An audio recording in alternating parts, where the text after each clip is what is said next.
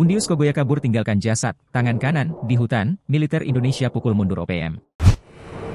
Pasukan gabungan TNI Polri, Satgas Damai Kartens menembak anggota OPM hingga tewas. Anggota OPM tersebut nama Danis Murib. Sebelumnya, Danis Murib merupakan anggota TNI yang sedang melaksanakan tugas operasi militer di Papua.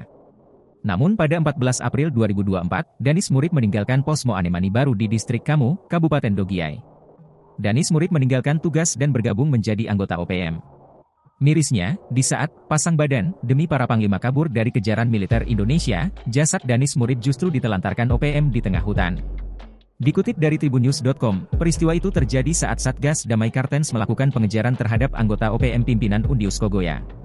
Saat itulah, pasukan gabungan menembak Danis Murib. Panglima Komando Gabungan Wilayah, Kogab Wilhan, 3 Letjen TNI Richard Tampu Bolon, mengatakan penembakan terhadap anggota KKB menunjukkan profesionalisme prajurit TNI.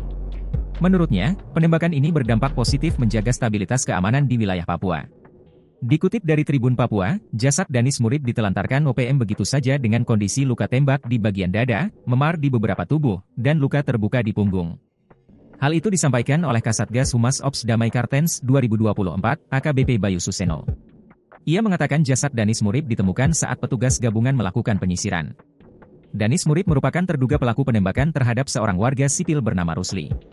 Akibat kejadian itu, Rusli tewas di lokasi kejadian.